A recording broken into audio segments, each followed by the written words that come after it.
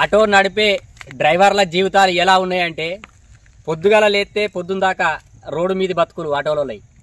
అయితే ఈ సోనియమ్మ రేవంత్ రెడ్డిలు కలిసి ఫ్రీ పథకాలు పెట్టిర్రు.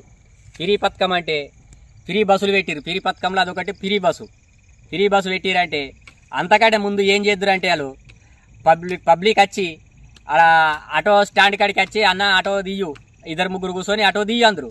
ఇప్పుడేం చేస్తుర్రు, గుంపులు అడ్డల మీద కూర్చుంటుర్రు. అంతే బస్సు రాకన్నా ముందు ఒక గంట ముందు వచ్చి కూర్చుండ్రు. అంతకుముందు ఏం చేద్దురంటే వచ్చి బండి కాడికి వచ్చి బండిలో కూర్చొని అన్న బండి తీయు, టైంకి వచ్చి బండి తీయు అందరు.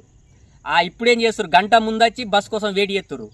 సోనియమ్మ పెట్టిన పథకం మంచిగానే ఉన్నది, అన్ని పథకాలు మంచిగానే ఉన్నాయి. కానీ ఆటోల జీవితాలు జర రోడ్డు మీద బతుకులు అయిపోయినాయి, రోడ్డు మీద పడ్డ బతుకులు అయిపోయినాయి.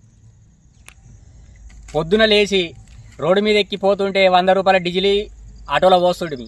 ఆటోలో పోస్తే అప్పుడు ఒక 150 200 వస్తుండే, 180 అట్లా వస్తుండే.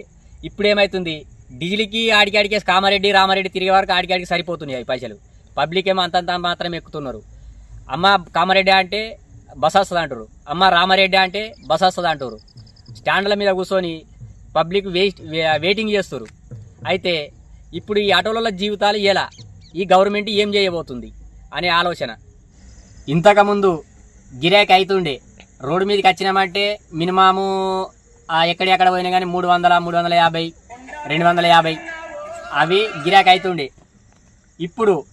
ఇప్పుడు అయినా కానీ ఏం గిరాకీ లేదు. ఈ ఆటోల జీవితాలు అంతంత మాత్రమే. ఎట్లా ఈ బతుకులు ఎలా బతకాలా?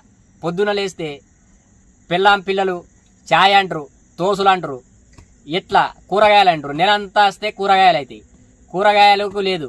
జీవితాలు బతుకుడు ఎట్లా, ఈ ఆటోలు ఎట్లా బతకాలా? ఇది ఎవరు ఆలోచన చేయాలా? మా ఆటోల జీవితాల కోసము ఎవరు ఆలోచన చేస్తుర్రు? ఇప్పుడు ఎట్లా బతకాలా? రోడ్డు మీద బతుకులు అయిపోయినాయి. ఆటోలు నడుపుకునేటో డ్రైవర్లు మొత్తం రోడ్డు మీద బతుకులు అయిపోయినాయి. ఎట్లా బతకాలా? ఈ పిరి పథకం మంచిగానే ఉంది, మా భార్య పిల్లలు ఎక్కుతుర్రు, మంచిగానే ఉంది. కానీ నెల అంతా జీవితం గడిచేది ఎలా, ఎట్లా బతకాలా?